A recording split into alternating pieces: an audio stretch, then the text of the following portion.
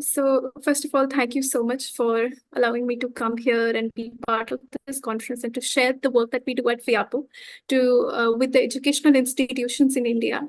And I would just like to briefly, I made this presentation in quite a rush, I think, and I've not added as much about the background of why we do this. But I just want to tell that so FIAPO has been working for 14 years in India, and in the last decade only, we have seen a huge change in the vegan movement in this country from, about 6 years ago, where we were just coming up with innovations and new options in vegan diet and plant-based diet. We now see there is a variety. Like if you go to a supermarket or a store in India, you would have large sections where you would have multiple types of plant-based milks being provided. And people, we see that whether they are vegan or not, they understand the ethics of it or not, have been venturing into these food products. They have increasingly, there has been a trend in people where they want to switch to healthy, ethical and clean food.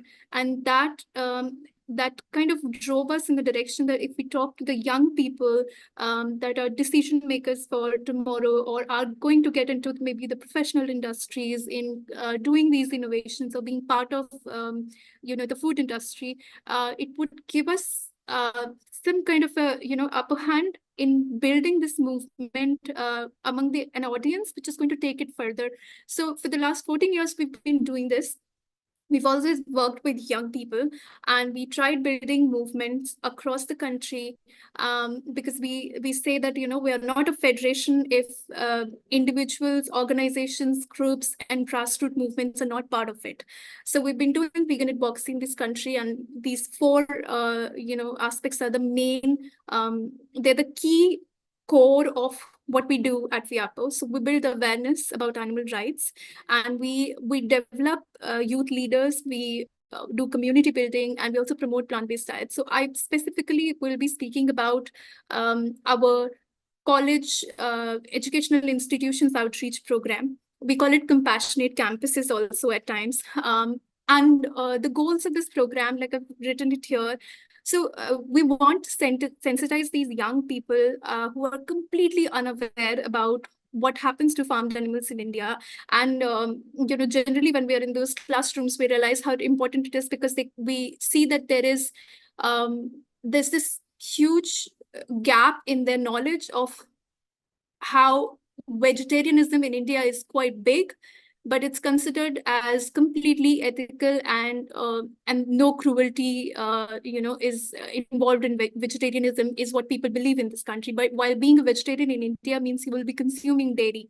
And we're able to help them understand how dairy is linked within the meat industry and how it is in itself a very cruel industry. So we try to sensitize the young college-going youth about these aspects. And we also, part of this program is also to build communities within the colleges and universities, the communities that are specifically dedicated to furthering animal rights voices and also working for the welfare of farmed animals.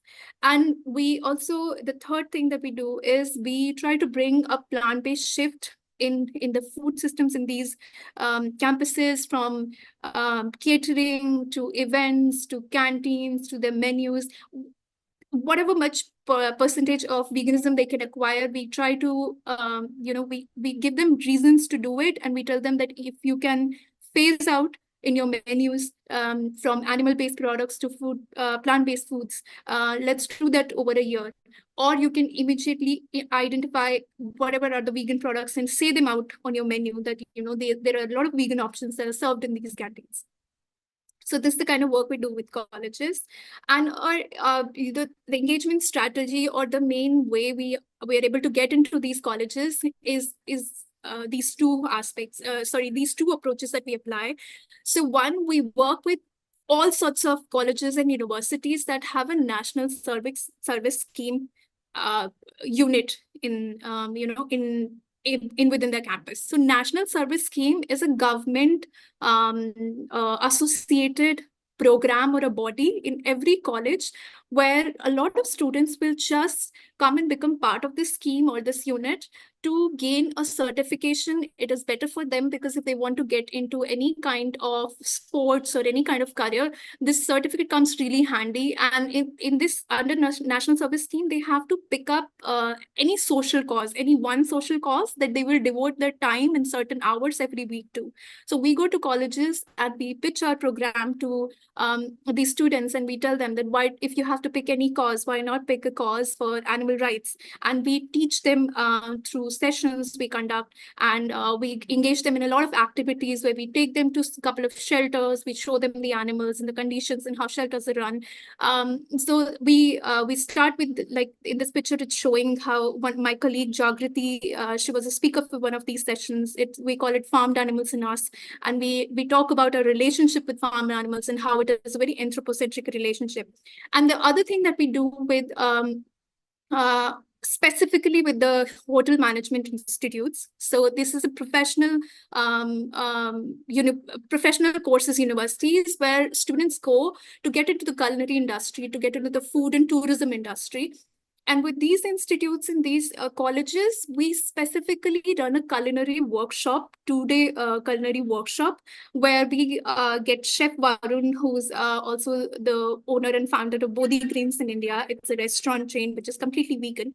And we get him on board, and he's a nutritionist and he is a chef himself. So he conducts a workshop, a quite lengthy workshop on day one. Then he does a demo kitchen for students. And then the next day, there's a competition among the students that have participated in our workshop. And during that competition, they themselves create like a whole 3-course meal in different groups. Multiple dishes are created, and it is all veganized. They don't use any kind of dairy. And so this is how we do our programs. And like I said, so there are a few key elements of our programs in both of these kind of colleges. So we do online and offline workshops. Online workshops actually was never our idea, but due to COVID, we started this program about 2 years ago, and in a very staggered way. But we would get a lot of colleges that were interested after listening to what kind of work we did with another college. Some colleges would just reach out to us and say, can you do a workshop with us? Can you teach our students also? So initially it was just curiosity, and for them it was their hours and their certificates. But we've been able to continue with both online and offline workshops till now, where we talk about farmed animal sentience, veganism, plant-based diets, and food trends also across India. And then we also help. So what happens is that sometimes some of these colleges, the NSS groups, or the college itself, the university itself, will sign an MOU with us or give us a commitment that they would like to reduce or replace the animal-based foods or meals with plant-based foods in there in some way. And they adopt this program called Sustainable Bites program of FIAPO. Or either way, they somehow just, anyways, adopt the whole idea of replacing animal-based foods with plant-based foods in their canteens, even if they don't sign a commitment. So we help them in planning and, executing. We guide them how to execute certain animal rights activities across the year. We give them the different days are there, and students only come up with different initiatives. Initially, we tell them, 1 or 2 times we tell them that you can do such an activity, you could do a street play, you could do an outreach. So like in this picture below, all of these are the students of Lady Shri Ram College in Delhi. And they did an animal rights march where they came up with the slogans.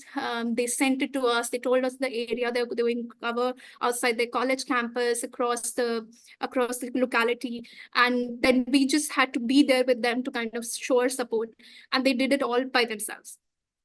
Then we also continue to engage these colleges once a session is done, once a talk is done, or any activity is done. We don't just leave them, because it's part of nurturing a group in the college, which then becomes a proper society or a community which is dedicated to working for farmed animals welfare, as well as speaking for the rights. So in a way, they're like small vegan advocacy campaigns to nurture in the colleges. So this is a glimpse of one of our plant-based culinary workshop. In fact, today, I'm giving, I'm sitting for this talk from one of the IHM Institute. I'm in Kurukshetra, and we are at this university. And while I'm doing the session, my colleagues are enjoying really amazing. They're relishing the plant-based dishes that have been created by students. So this is Chef Varun, and first day he will deliver a talk. He will talk about veganism, and he'll differentiate how plant-based diets are about food, about an aspect of what you eat, and how plant-based diets are just a part of veganism, and what veganism in an ethical sense is to these students. And then he does a demo workshop with them where he will prepare about 6 of the basic dishes. He'll make pizzas, he'll make something like butter chicken vegan, because people in India really like a lot of dishes with butter and ghee. So he would veganize everything, and he would show them that it's very easy to make. And on the second day, students themselves prepare these foods. So with NSS groups in the other colleges, this is sort of a glimpse of what our program looks like. So here is one of my colleagues in Pune giving a talk at the VIH Pune Institute to a batch of about 75 or 80 students. And they would talk about farmed animals and our relationship with them, and how animal farming is then also associated with not just cruelty to animals, but to the health sector and the crisis within the healthcare industry and the environment degradation and the wildlife, loss of wildlife, and so all of those things. And then this is second picture is of one of the college groups. Yeah, I think they themselves call themselves Living Free. And this is one of their Instagram picture, and on their Instagram page, if you would go there and you would find Living Free, this page, they would say Living Free, the campus volunteer group of FIAPO. They take initiatives on their own. They would do tattoo booths, they would do vegan food tastings. So if there is any fest, any event in the college, they would do some vegan outreach of their own, and they just come up to us, propose a plan to us, and we just give them some resources, whatever they need. And this last picture is of one of the NSS camps. So the National Service Scheme students also have an on-site camp where they go to a village, or they have adopted a village where they'll spend 7 days taking care of that village. So on those 7 days, whatever meals they have, every day they veganize the entire menu. And they by the end of that camp, they kind of have served about 5,600 vegan meals.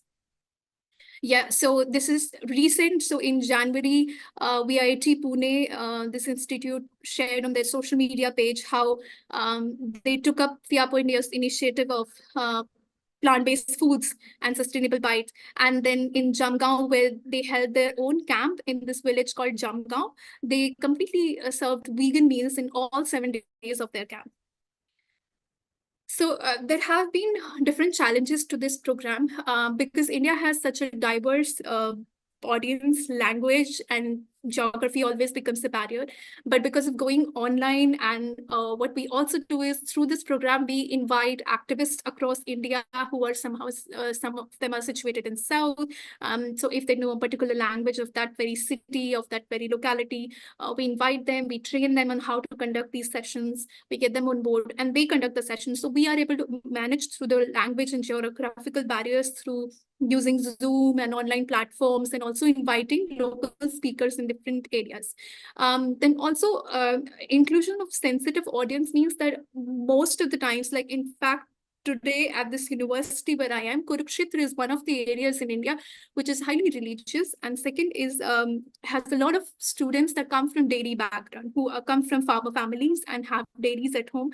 So if we ask them a question in the classroom, they'll say they've seen a cow back at home because their parents are dairy farmers. So how to include this audience in understanding animal cruelty, yet without hurting their sentiments or making them feel like they can't be part of our workshop, is something we do.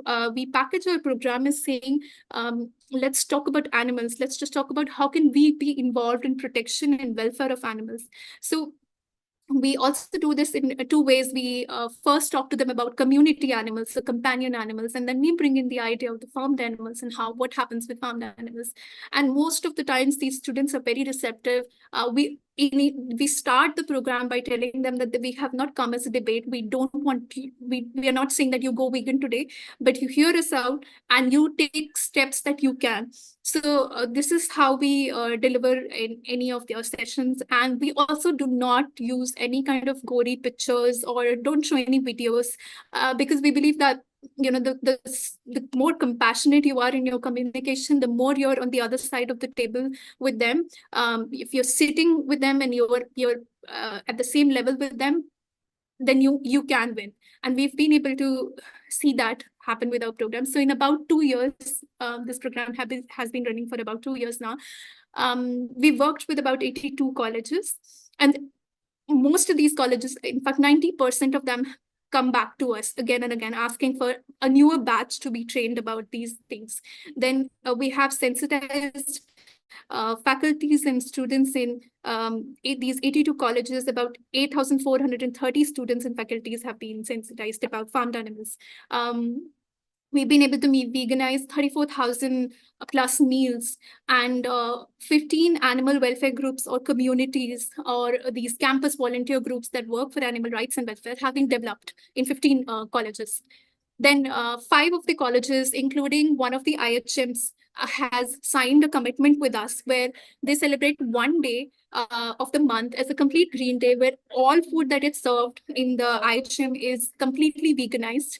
And also all of the camps that NSS groups are going to do at any point in the year will be completely vegan camps. No dairy, no meat will be served in any of those camps.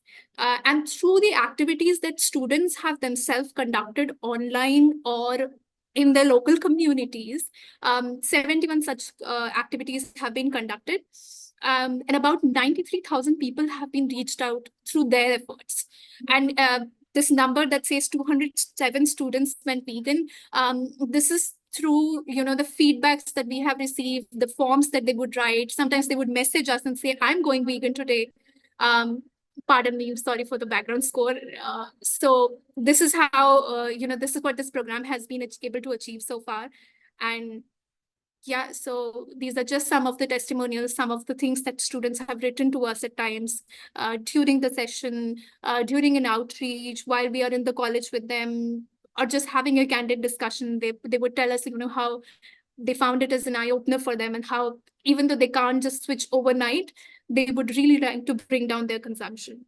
So that's about it for me. Thank you. Oh, thank you very much, Sarita, for sharing. And this is really a lot of information to take on. You have been doing quite many activities in India. And for everyone who is joining this session today, you can learn more about Sarita's and Fiapo's work on influencing the youth in India by checking out our AfA podcast, which is now available on various platforms like Spotify, Apple Podcasts, TuneIn, and Listen Notes. Sarita has recently kindly shared her work via our postcard.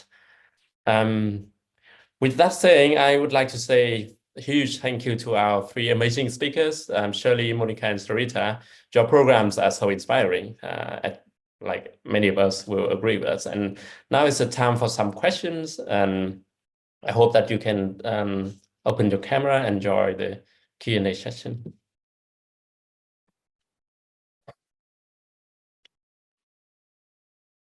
So we have some question about your work, and I hope that it will help people to learn and understand more about the programs. The first question is for Shirley about ProVeg International. So how does ProVeg identify and select promising startups to participate in the incubator program? What criteria are being used and to evaluate their potential for success?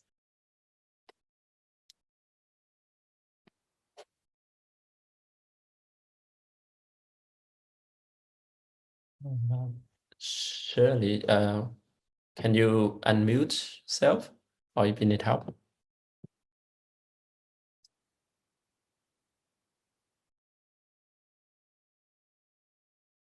Okay, fine.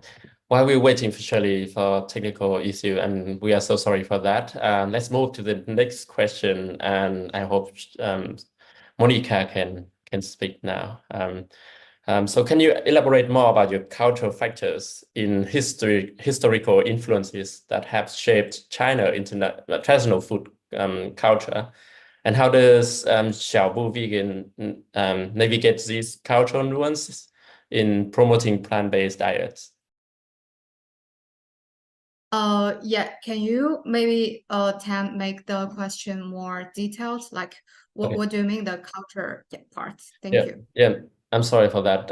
Yeah, so to make it shorter. So like the Chinese food culture is really diverse and really unique, and it's spreading even like present around the globe, and they are very well known for that. But how does Xiaobu Vegan like go over that or and have some influence on like you mentioned people in China tend to eat everything, but now you're only promoting plant-based. So how does you work that?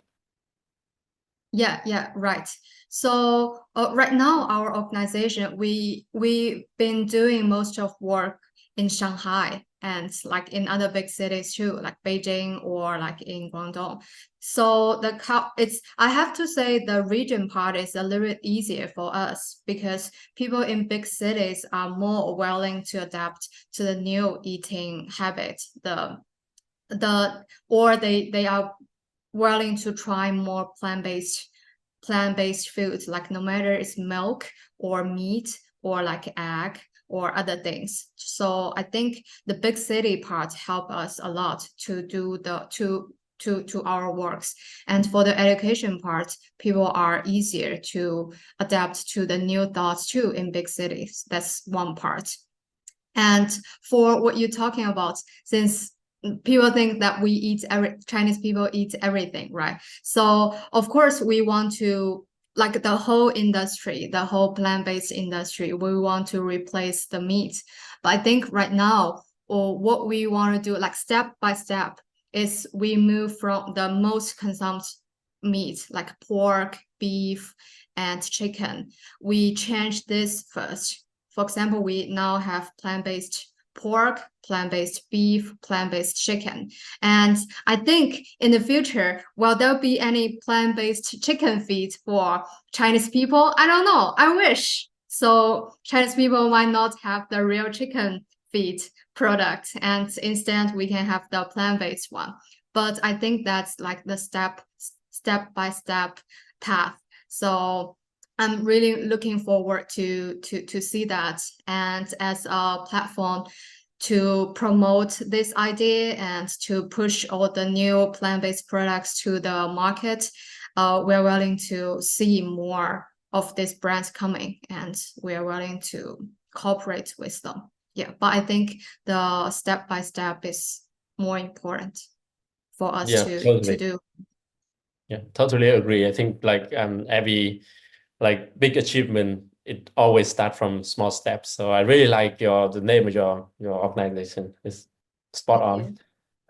We also have a question for Pierre-Paul. So Sarita, for the workshop on farm animals, sentience and speciesism, veganism and plant-based diets, how does Pierre-Paul ensure that the content is engaging and impactful for students with different levels of and familiarity with this topic? Because we are aware like animal sentience and speciesisms only been like talked about quite recently.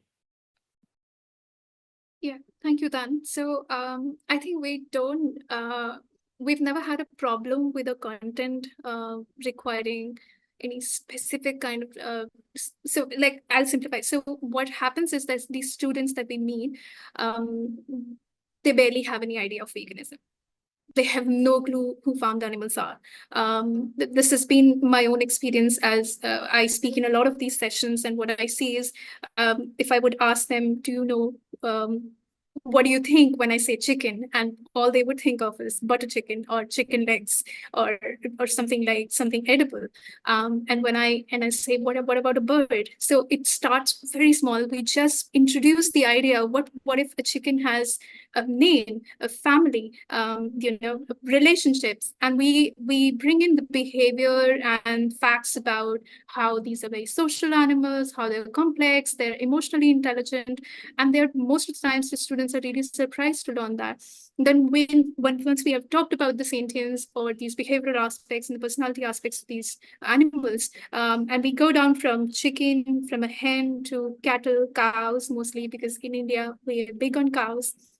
At least we think we are very, very warm towards cows, but we're not as a country, because even though we think India is mostly vegetarian, but India is also one of the leading exporters of beef across the world. It's the second or the third largest, right? So we tell them these things, and often we have been surprised at how do students have never ever gone out and looked these things on their own.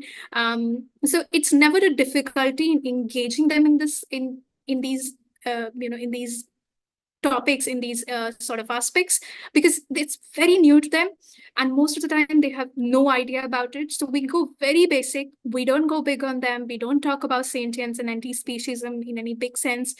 We don't do a lot of terminology using, but we tell them concepts with examples. We relate things with human experience also at times. We ask them, like, if we were to be thrown behind, so sometimes we talk about zoos, and we say, what if we were to be thrown into places where people would come and watch us and what we do and how we live our days? Would you enjoy it? And most of them, of course, would say no. And then we tell them, then think about when we do that to animals, what would they feel? So their question is like, what do they feel? And that's where often it helps us to have those researches, and there is a lot of animal behavior research, and we tell them that, but this is not even new data. Been out there for so long. Some of you will choose to probably study wildlife, to study rights of animals or something in your master's, in your later studies, and all of this information will come handy. So I think sharing research, and a lot of times students, they're just willing to listen, because as they're part of NSS groups, they are curious and socially driven in certain ways, but they have never thought, there has never been a figment of imagination in their heads about that a social cause can also be related to animal rights and animal justice movement. So most of the time, this is what we do to engage students. Yeah, that's great. Thank you to hear. And to follow on that, I'm just interested to learn, like, how can student or university interested in participating in your campaign get started and receive support from your organization? What kind of support they received? How are you asking how did they get interested in working with us? Yeah. I think first time we pitched a program, and so NSS. Actually, NSS is like a wide group across the country. If you work with one college, the news is bound to go to other colleges, and they're always on the lookout for what new things can be done with the students, because in national service scheme groups, students have to take initiatives. So they are always on the look for, and social media platforms like Instagram have helped us a lot. So first time we had pitched it to one of the colleges. FIAPA has always conducted lectures in colleges in past also, but we never thought of it as a whole program before. We never thought that this could develop into building communities in colleges. While it was happening on its own, sometimes these colleges were coming back and they were saying, we have a new batch, we want to talk about veganism. One student would be interested out of the whole 40 lot, and they would say that, can you come and do it? I will take a permission in my college. And we would go, we conduct a lecture, and we would come back. We never thought it has a potential to grow into a whole program where we have steps into how to help them not just learn, but become animal rights advocates. So initially, a few times, we started reaching out during COVID. And my colleague, Jagrati, who's also right now at this institute, she's participating with the students. She's kind of engaging them today. So she used to go to these colleges. And I think we did about 3 such sessions in 3 colleges. And then we had about 7 or 8 colleges just reach out to us and say, hey, you did that. with Azim Premji University. Can you come to our college and do this session with us? We learned that they had heard something new, and we would like to show this to our students as well. So they were just interested in taking an initiative that looked different than the other NSS groups, but this is how it worked. And through their social media, they would promote it on their social media. It just really helped us because it travels really fast. And basically because they're students, they would talk to their peers and they would talk to their friends in other universities as well. And a lot of times, like today at this university in Kurukshetra, the professor, Dr. Ankush, I was speaking with, he is their head of the department for hotel management. And he said that, why didn't you plan it with IHM Kurukshetra? You could plan it with IHM Shimla. And I was like, there's often so much opportunity that you feel like, if you had just enormous amount of funding to back it up with, I could go tomorrow and conduct these things. But it's generally very difficult to do that. Logistics always matter. But there has never been a difficulty in getting leads in colleges. It has never been like that. We generally find that everybody's very receptive to learn, because for IHM students, it's something new, it's a market trend, and also because we bring a chef, we bring people from the industry that tell them that there is a huge customer base that you need to cater to. And if you're a part of a hotel management or a tourism or food industry, you can't be somebody in the production unit and not know what your restaurant is serving. You have to know it from the reception down to the chef, what is served in our menu. So they really like to learn these things. And when we tell them about plant-based food trends, and we tell them about some of these beautiful influential chefs across the globe, and how there are Michelin star restaurants that are completely vegan, they're just really inspired. And they're like, we could have that in India. And then we tell them about Good Dot also, because Good Dot is one of the, I think, one of the richest mock meat company in India. It's one of the leading ones. So we tell them about them, and we say that, but they make meat, and you would not be able to tell it apart. You'll not be able to tell that it's a mock meat. And they're really, really intrigued. So once they have learned it, they share this information with other IHMs and other institutes. Even the professors would give us, yesterday I had a whole pages full in my diary where they were just giving me numbers, and my phone had ran out of battery because I was just clicking pictures, and I was like, just hold on to this information, just give me some of it later also. So it's always good. It's never been a challenge. That's very nice to hear. I'm so glad that to see like how the veganism movement is going on and really well in India. And it's very inspiring. You have my biggest admiration for your work, and you and your team do. We have one question for again for Xiaobu Vegan. That's the vegan. You have the vegan debate and vegan challenge that are really interesting, and it's really great campaign concept.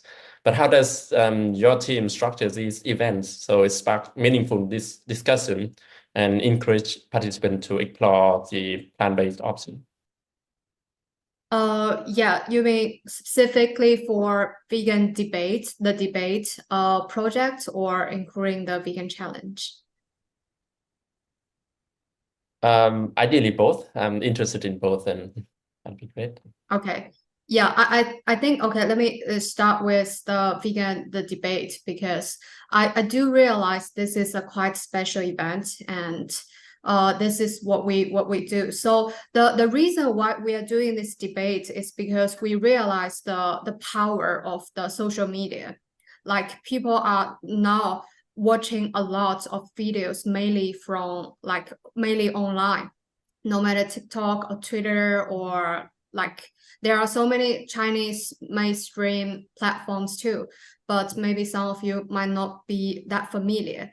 But so the social media is very important for us to promote our concept. That's one thing. And another thing is, we do realize, like, from a lot of offline events, for example, like vegan Thanksgiving or vegan Chinese New Year party, like that, we realize there are so many people, they have so many different kind of opinions, and they want to express, but they don't have a proper platform to talk about what they are thinking.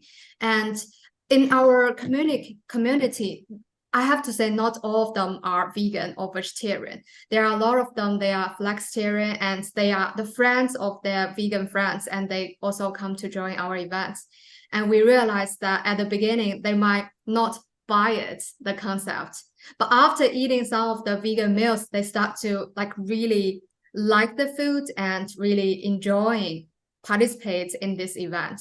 So through all this experience, we realized we want to create a platform or an event for people to express their feelings and for them to really, during these 2 hours, say whatever you want to say, and you hear the other team to say back about their own opinion. So by doing this, we want to collect more opinions for veganism. So of course, because we somehow feel like when we stay in this industry for a long time, you have friends like vegan friends, vegetarian friends, or people who like animal, they support the environment protection. You feel like, oh, that's the word or that's the mainstream.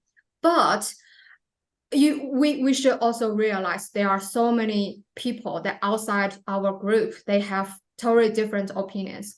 And we feel like it's important for us to know what they are thinking, what they are like, why they say no to the plant-based, no matter it's food or concept. And we want to learn so we can, like when we, through all this discussion, we can learn and we can improve our theory, we can strengthen our concept. So that's the reason why we are doing this. That's the main reason. And during this event, we will record everything to put online. So not only people who come to join the event can know what is happening or what's the what people are fighting for. And through the videos we post online, people from all over the world, because we have English subtitle too, can realize, okay, so what's the argument. And especially we think people from the other, like outside of China, I think they want to know what Chinese people are thinking about this concept, because China sometimes can be a little bit mystery, right? So it's hard to get like what you are thinking. What's your idea about this concept? Maybe you only eat tofu for the plant-based protein, right? So things like that. That's what the reason why we're doing this, the debate part. And for vegan challenge, we're doing vegan challenge like a lot of other organizations. We encourage people to join the challenge, to really try it, to during this time go to the restaurant, vegan friendly restaurant or vegan restaurants, and they can get the coupon during the challenge periods. So yeah, so I think I have more to say for the debate part. For the vegan challenge part, it's also very interesting. And other organizations are doing the similar things too, but maybe with different time frame. We are doing like 1 week. Some other organizations, they're doing 22 days or like even longer or a little bit shorter. So I don't know if that answers your question, Tan. Yeah, that's perfectly. Thank you very much, Monica. And yeah, I agree with you like totally that we need to listen from both sides. So we don't like always listen to vegan already like opposed to the public like meat eater, but also need to hear from people from the other side, like why it's so difficult to change. It is because of this and that, and it's helped us to understand and be more effective. And we have some like comments in the chat with that from one of the attendees to this session, and say like he or she really loved your work in wherever you are in your country, in China, in India, and internationally with pro-veg, and he or she wished that this could happen in Nigeria. So do you think that your projects could be done in other countries outside your own? And if so, then what advice do you want to give so that it could be like more effective? And I think this is a question for both, if you don't mind. Maybe Monica can answer first. Yeah, okay. So I think from my part and the other like the experience maybe I want to give to maybe the other countries. I've been talking with quite a lot of group leaders, organization leaders from different countries. I think maybe being more open-minded is very important. Like what I said before, we can still be friends with maybe meat eaters and learn from them, like why it's so hard to change, and maybe they want to change but they failed.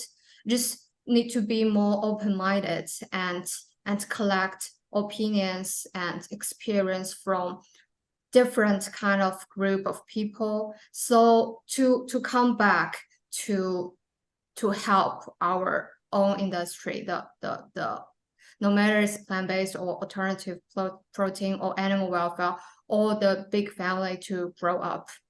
So I think that's very important. And if it comes to what we are doing here in China, can give advice to people from other countries. I think outside of China, there are so many other countries and with different backgrounds and situations. Maybe if I have like more specific knowledge for the specific country, I can give more information. So if you want to talk to me more, can contact me. Yes. Thank you. Yeah, so I'd have the same answer as Monica. If anybody from any other country is interested in running a similar program or having a similar kind of campaign in their country, I wouldn't know the demographic you have. I wouldn't know what the culture and the barriers to that program could be. But I'd be very, very happy to connect if anybody's interested. Please replicate any of the materials that we have if you would like to. We'd always be open for that, because what we have is very India specific. We are like a multilingual country.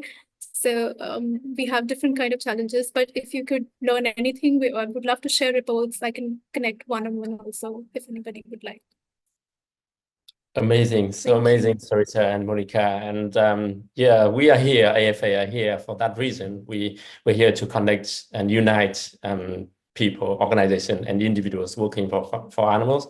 For us, it's farm animal, but we have other working groups on all species. So yeah, let's come to us. We can help connect you with the right person for your work and your campaign. Yep. Okay, we might have a last questions probably for this session, and for everyone.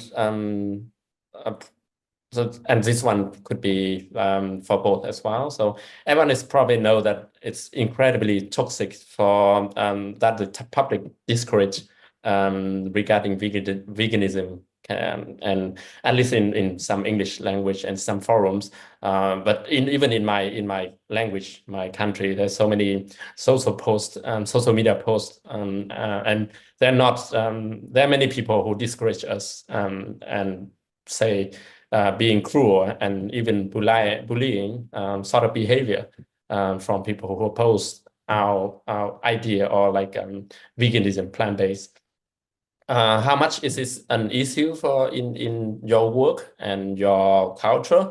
And it is something like you think it could be overcome with, or any any tips or like explanation of your culture, or whether you face that as well, could be helpful.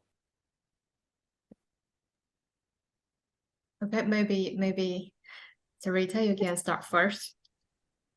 All right. I think it's one of the, I think the question comes packed with a lot of, I don't know, I have a lot of things to say about that, and we have faced a lot of challenges. I think for us, it is how the current environment of a country, whatever the socio-political environment we have, is very, very complete opposite of the work we do. And we face a lot of backlash at times. But I think how we have been able to continue to do the work that we do is by trying to package it in whatever is really, really trendy for people. Like if people are on board for health, we will talk to you about health, but we will come and talk to you about animals as well while talking to you about health. And I think it is discouraging. It is very, very discouraging when people go on social media and like we have these trollers that would come on our social media posts and say things like that. We've even had it during our sessions. There are times students that would heckle with us. Somebody would mute us, throw us out of the room if we are on a Zoom call. But then we keep reminding ourselves that, you know, the more we continue to do this, there will be a lot of people who will come on board and kind of like sharing small wins as a big achievement within the teams, encouraging each other, learning about, and we always look back at like what 10 years ago where we were, we had barely any options other than soy milk in our country. We could not find any other plant-based milks in this country, and the cost of almond milk used to be 395 rupees per liter. Right now, because there is so much of demand, it's come down to 290 rupees per liter in our country. So we see that the movement is growing. You know, the trends and the choices in people are really, really changing. And this ethical stance takes a while to come, but it will surely come. So we kind of like hang on to the hope of it, and we try and listen to what people are saying, what they like, and then we sort of pack our content into whatever they like and then share it with them. And very, very politely we do it. And at FIAPA, we've always maintained that in our communication, we'll always be nonviolent. We may be feeling like we're fuming and fretting inside, but we'll never let that come to our audience. We can take a little bit of a hit because the cause that we're working for is super big. So you can't lose by losing patients. So we kind of keep a very non-violent communication about whatever we say.